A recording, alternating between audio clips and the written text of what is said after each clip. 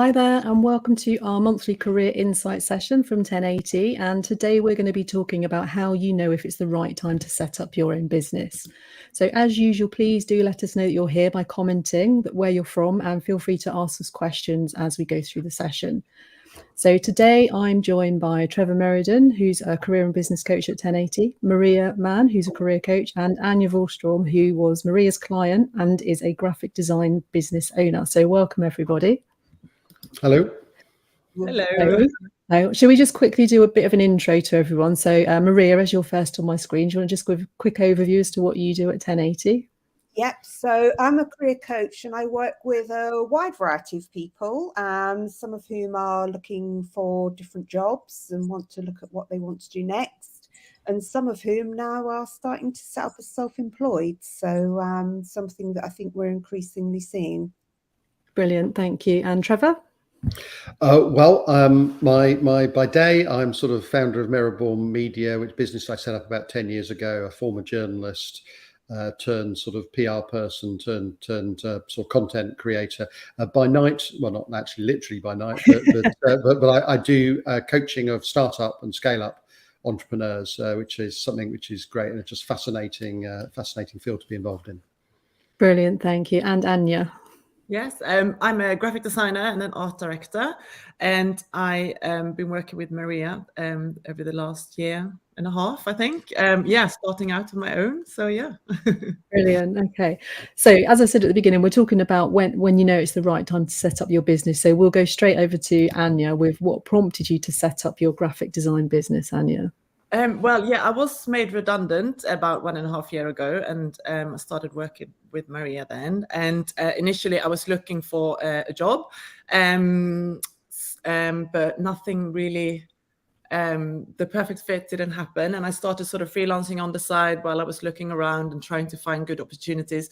And then I realized that I really enjoyed the freelancing and taking on a few projects, and I decided to give that a go and to focus on that. Yeah. Brilliant, thank you. And is it going well? Yeah, I think so. Yeah. That's good. Okay, so Maria, how did you help Anya move towards that idea of setting up her own business? Yeah, so as Anya said, we started off on the kind of traditional, look at your background, look at your skills, look at what you're thinking about doing next, talk through values, talk through turning points, what Anya's strengths were. And I think kind of the freelance thing was kind of on the edge of something that you would consider, but you were very much actively looking for jobs. So we went through all the, CV, LinkedIn, all the normal things. And then I remember you applying for a couple of jobs and then, getting firmer and firmer in your head, really, that the freelance might work better for you, at least, in the short term. So then we started looking at how Anya could kind of make sure that she was presenting herself for the freelance market, which obviously is a little bit different to presenting yourself for the job market. So, changing the CV, looking at LinkedIn, looking at website, and a lot of the kind of messaging behind that. And I think one of the things I would kind of say is that Anya was very focused, very good at kind of going away with a set of objectives and saying, yes, I will do this, and I will get, a report back. My list. Very, very good at going through her list and, getting things done and gradually building it up. Brilliant. I think maybe is reflected in the fact that actually, it's gone very well for you, and you launched and you're adjusting and reviewing and building and all those things that it's so, good to see someone doing. Brilliant, thank you. It's always really good when clients do what you suggest, isn't it? I know. They don't all know.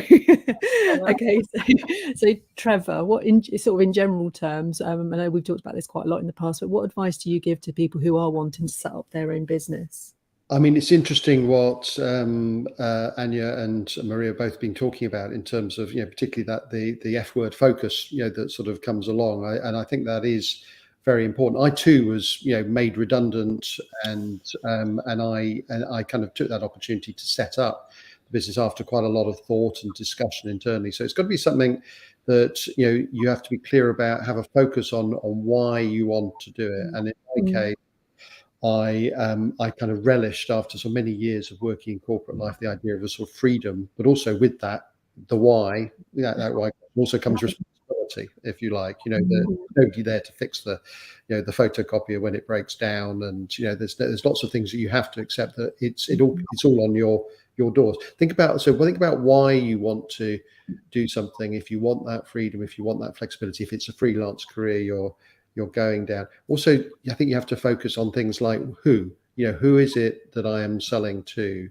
Who is my ideal customer? To have what marketing people call an avatar, to actually think about some image of the person that you're trying to sell to. Then there's what is it that I'm selling? Not just in terms of literally, I'm selling sort of design skills or writing skills, but also what problem am I solving, for the people who are going to buy these services. So there's a little why, who, and what there, which I think are things you have to sort of go through when you're considering how to help. There's lots of other technical things like, do I set up as a freelancer, so as a sole trader or a limited company, and questions like that. But they're more sort of technical and come a little bit, they become once you've made that decision. But first of all, focus on that why, who, and what. Yeah, that's really good. Yeah. And I think sorry, Karen Maria. I was going to say, and I would add to that, I think a key thing, because I had an earlier experience. I now work freelance, but an earlier attempt that didn't work out was because actually it wasn't the answer to what I wanted. So, I think it's looking at what you want to do, researching it, going out, talking to people, find out, are there people working freelance doing what you want to do? Is it a model that can work? And certainly, my first attempt, I ended up working part-time because that was actually the solution to what I wanted. And then came back, and now I work freelance, doing something slightly different. So yeah, no, that makes sense. So I set up, so it's 20 years ago actually this year that I've been self-employed, and very much my motivator at the time was that I wanted to be able to take my young children to school every day. So actually the working freelance worked really well for me, and I was working with people who had been made redundant or taken redundancy, so I was able to kind of work within that time frame. I never envisaged it lasting this long. I kind of thought it was like a stopgap to do whilst the kids were at school, but actually now I can't imagine going back. And obviously the business has evolved over the years, which is really great. I think it brings up another question, is as you've sort of alluded there, is that what kind of entrepreneur do you want to be? There's many different types of entrepreneurs and so on. And if you're very clear on that, what is it that you as an individual want from this? Is it freedom and flexibility? Is it just make a pile of money? Is it, is there, what are your motivations and reasons and so on? And then that will determine the kind of entrepreneur you want to be, will then sort of determine a lot of the other decisions that you make. Yeah, absolutely. And it kind of ever changing, isn't it? That's the thing. So that might be a motivation to start, but then it changes. Yeah. No, I think that's so true. To be open-minded as well, to have that clear idea, but to be open that the idea might change. And, yeah. Excellent. Okay. So Anya, what were your main concerns about setting up? So you kind of talked about to-ing and from-ing from the idea for a while, but what was it that was worrying you particularly? Just where do you get the work from, and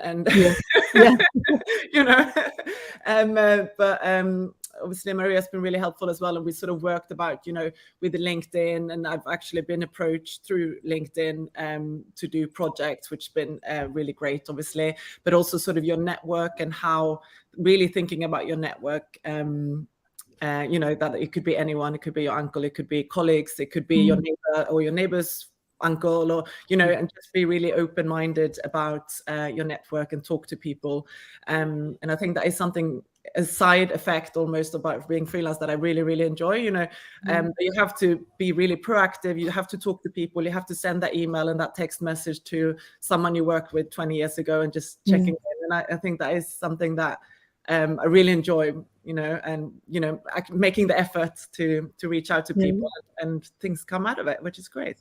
That's good. And did you always enjoy networking? No. really, I found it. Whereas Yeah. now when you kind of have to do it, and I don't know, you just do it in a different way, I guess, and it's maybe it comes with being older and thinking that it's, it's nothing strange asking someone for a coffee, or, or you can just put it out on Instagram, or, there's so many different ways to keeping in contact with people now as well. Yeah, it's true, isn't it? And I think that's the thing. It comes with, I guess, confidence of having your business, and you become more confident in what you're talking about. And yeah, it's good. Trevor, is that something you experience a lot with people saying that they're not great at networking?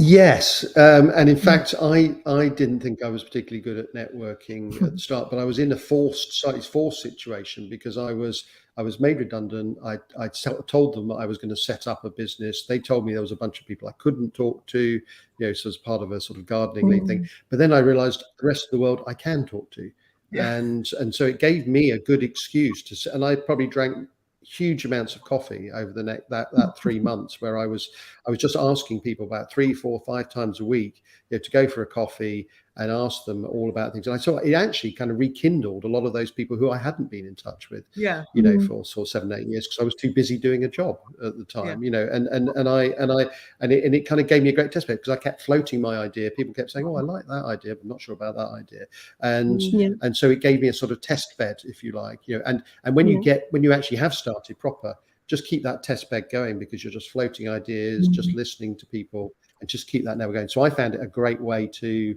innovate, as well as just to network. I didn't want to network for network's sake, but it helped me in what I was developing. Yeah. Oh, that's good. And we didn't actually touch, Maria, on what it is you actually do. I know you said graphic design, but do you want to expand a little bit on what you're actually doing in your business at the moment? So what kind of projects you're working on, that kind of thing? Yeah, so I'm from a publishing background, so I do graphic design, sort of books, magazines, things like that. But I also do art direction for photography, contents creation, things like that. So yeah, it's all about either publishing or sort of communication, like visual communication. Yeah, that's good. Yeah, good. And then just before we were live, we were talking about the whole balance of client work versus working on your business. And Trevor, have you got any kind of views on how people should manage that, and sort of starting to maybe turn down clients or that kind of thing?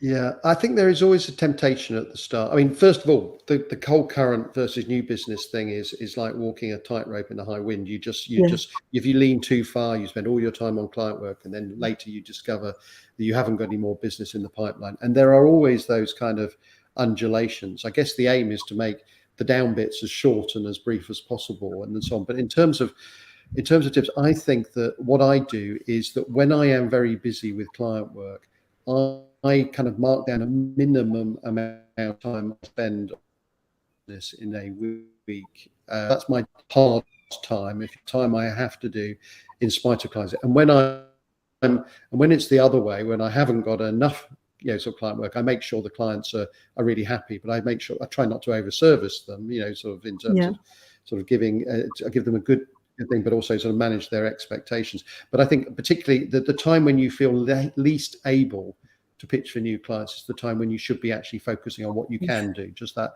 nudging along and so on. It's difficult, I mean, because you only have so much time in the day, but then we've all got only so much time, so I think you have to sort of ring fence that new business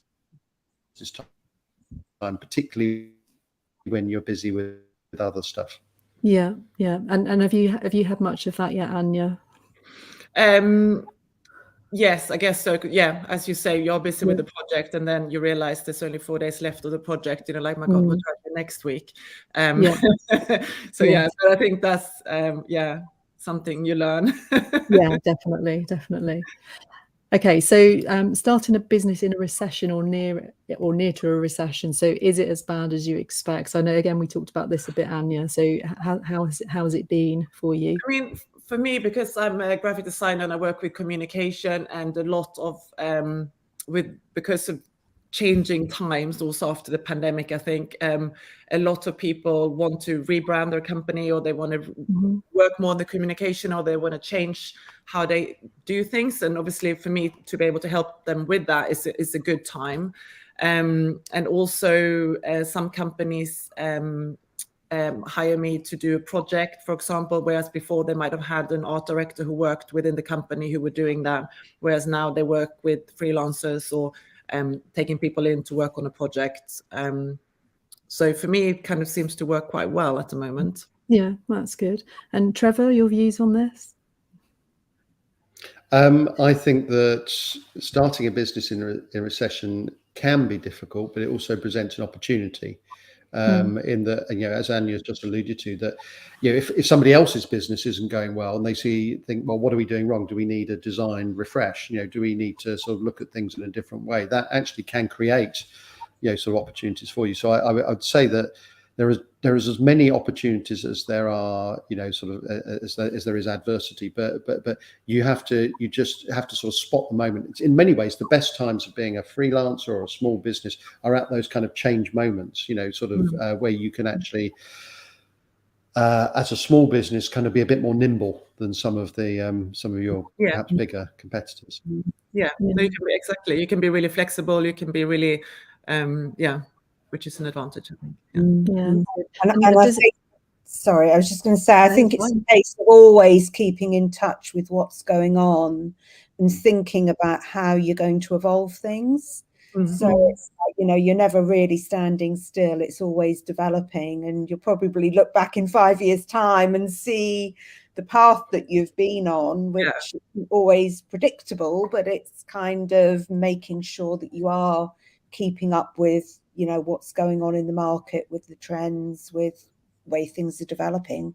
Can I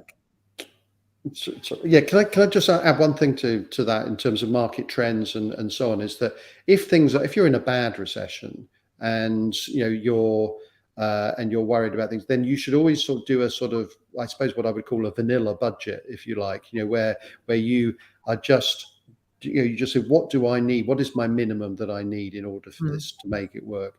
And in a way, that kind of gave me comfort in the early days that I knew I needed only to make a certain amount. So you almost kind of think, what's the worst? What's the, and then you improve on the worst.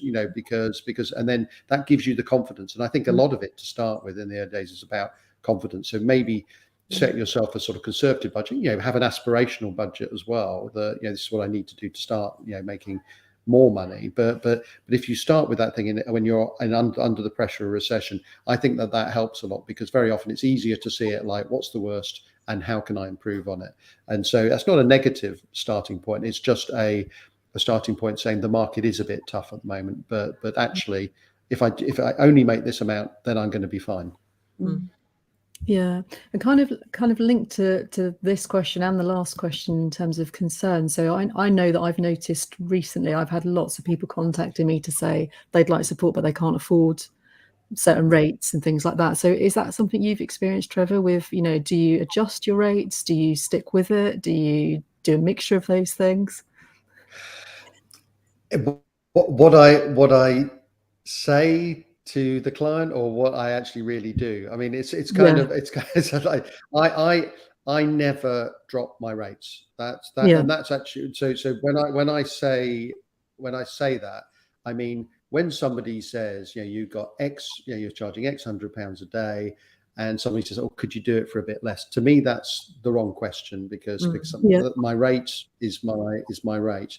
And there's two ways of things. That what I might do behind the scenes is I might think, well, actually, if I do it in less amount of time, how can I manage the time to do the project in a shorter amount of time to make it worthwhile for me to do? I don't tell the client that. I just say, this is my rate. However, I might be able to do it in slightly less time if I think that's realistic. I wouldn't give them something that I just didn't think was realistic, or that they were asking for that. But I'd rather move the time around than the money around, because in terms of the day rate.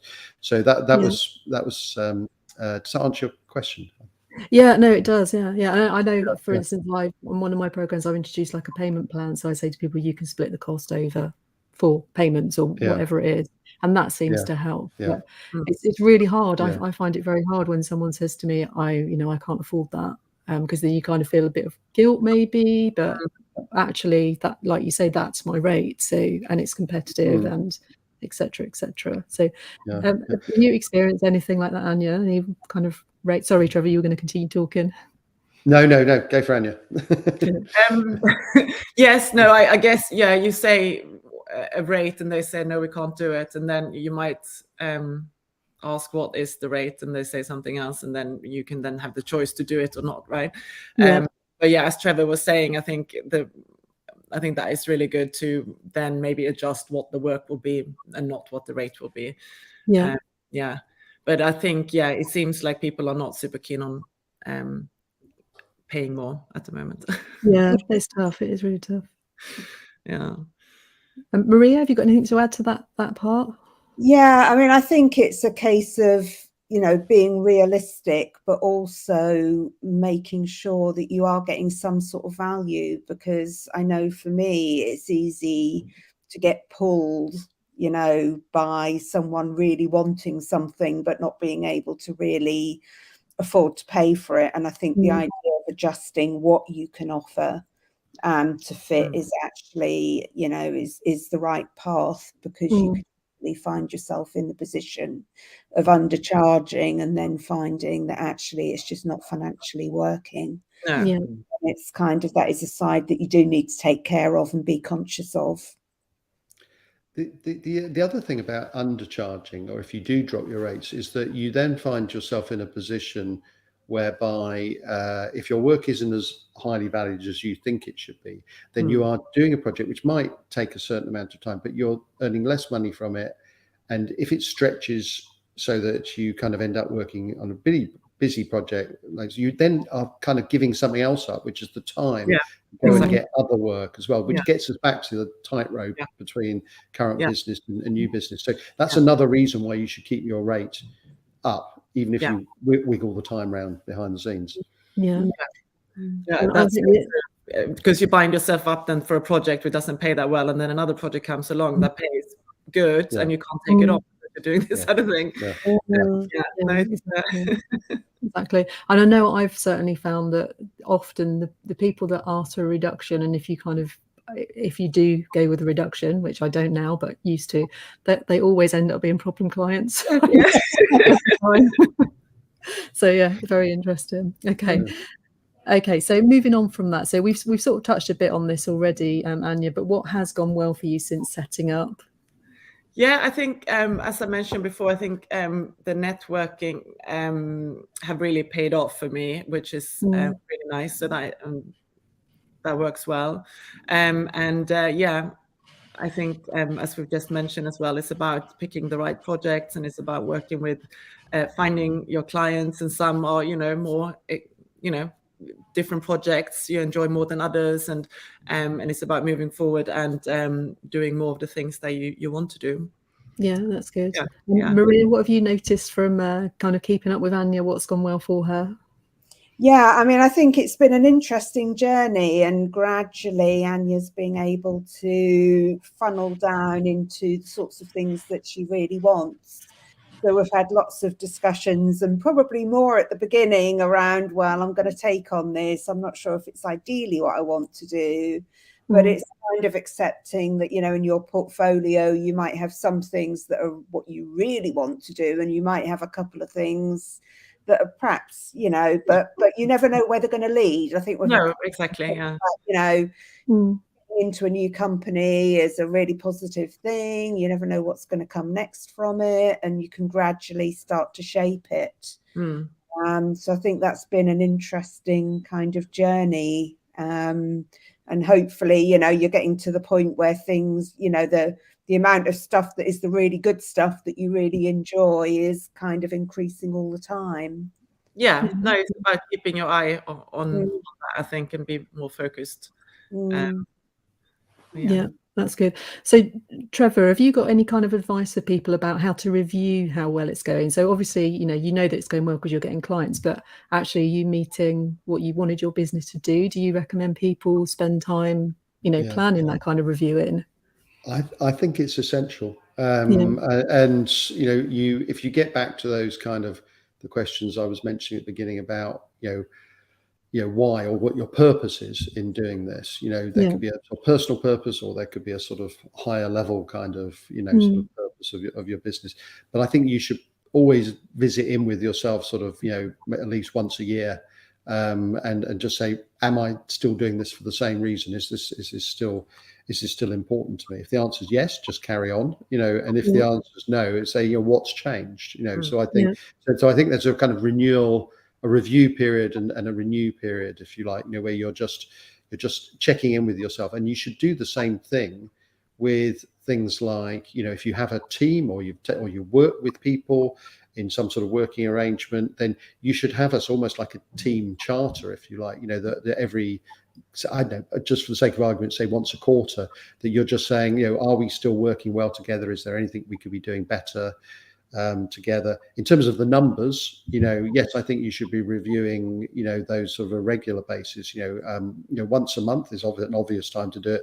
I personally look at them, because I'm a bit of a nerd like this, sort of look at them sort of about once a week. So I just say, what have I actually done this week? And I've got a few indicators, like how many meetings did I have this week, and actually did we make progress on moving towards the target? And I don't do that to beat myself up or pat myself on the back. It's just simply to just think, well, what have I done well? Yes, I will pat myself on the back a bit, but also just think, what could I improve next week? And sometimes you have to get that granular in order to just progress, because progress is really lots of little steps. Yeah, no, that's really good. So have you got a self-review booked in, Anya, for yourself? No, but I should. Maybe on Friday. Yeah. Well, I'm thinking, as it's 20 years for me in July, I need to have a big review. And maybe a party. Or maybe a party, yeah, exactly. Fridays when I do that, because that's because I don't feel like doing much else, to be honest, on a Friday, late on a Friday afternoon. So I think that's the best moment.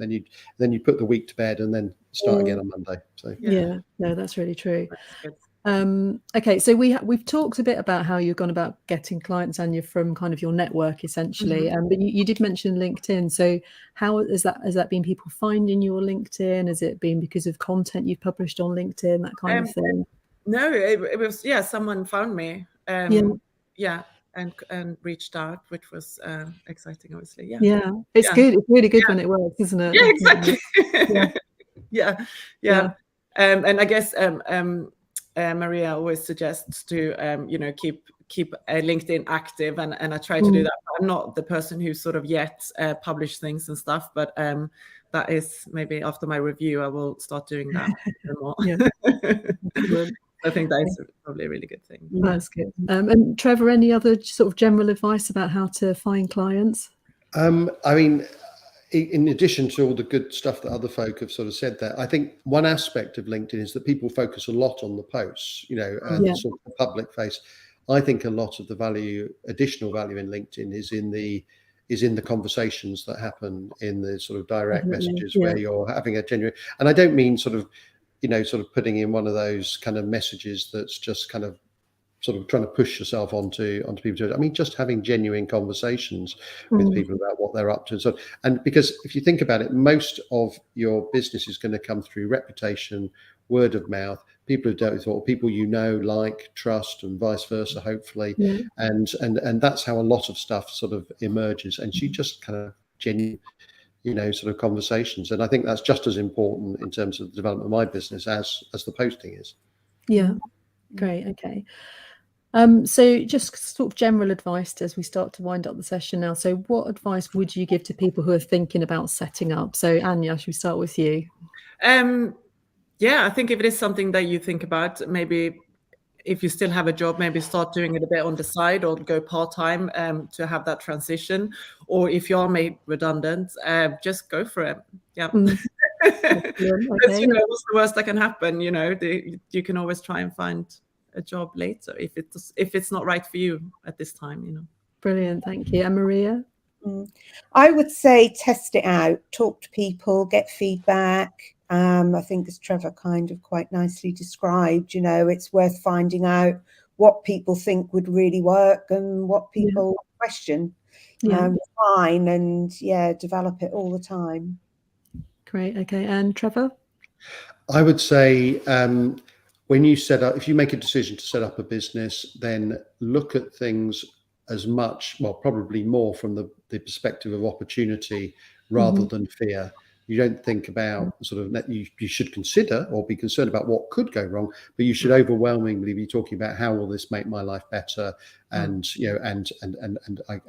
bring happiness to clients or whatever it is that you're in there to do. And so I'd say as long as you keep looking at it through the prism of opportunity, I think that that opens up your mind. There's a sort of then issues of how you handle success rather than being gripped by the fear of failure. Great, thank you. Okay, so I can see there have been people watching. So if you do have any questions or comments and you want to put them on the chat, we will go back and have a look at them later. And obviously anyone that's not watching live, it's going to catch up later, then we will go through and have a look at those comments later on as well. So thank you. Thank you so much to Anya for coming on and talking about this topic. And thank you obviously to Maria and Trevor as well for their input. It's been really interesting. And we'll finish as we always do on a top tip, so kind of top piece of advice for someone. So Maria, do you want to start with that? Yeah, I would say just keep talking to people, check things out, don't just put yourself in a burrow and try and come up with the golden ticket. It's important to talk, contact, use LinkedIn, use email, whatever works for you. Do what you're comfortable with, but push it a bit and develop your ideas. Brilliant, thank you. Anya? I would agree with Maria. Use your network and talk to people. Brilliant, thank you. And Trevor? Well, I mean, the other two have said it perfectly, but if I added one more, I would say focus on what kind of entrepreneur you want to be, because I think that's the character, the kind of person that you want to be as an entrepreneur is central to what you then go on and do and what you achieve. Brilliant, thank you. We've just got a comment coming through from Susan. She's saying, thank you very much, great tips and examples. So thank you very much, Susan, for commenting. That's much appreciated. Okay, so coming up, we have 2 lives in the next couple of weeks. We see on 28th of March at 12 o'clock, I'm going to be joined by Cecilia Crossley and Liz from 1080, where we're going to be talking about how HR strategy is also delivering ESG results and how that attracts talent. So that's going to be a very interesting conversation. And then next month, April, I'm going to be talking to Chris Thorne and Jill Amos about should you leave a chaotic job. So again, very interesting conversations. Okay, so thanks again, everyone. Thanks so much for joining, and we will see you next time. Bye. Thank you. Thank you. Bye.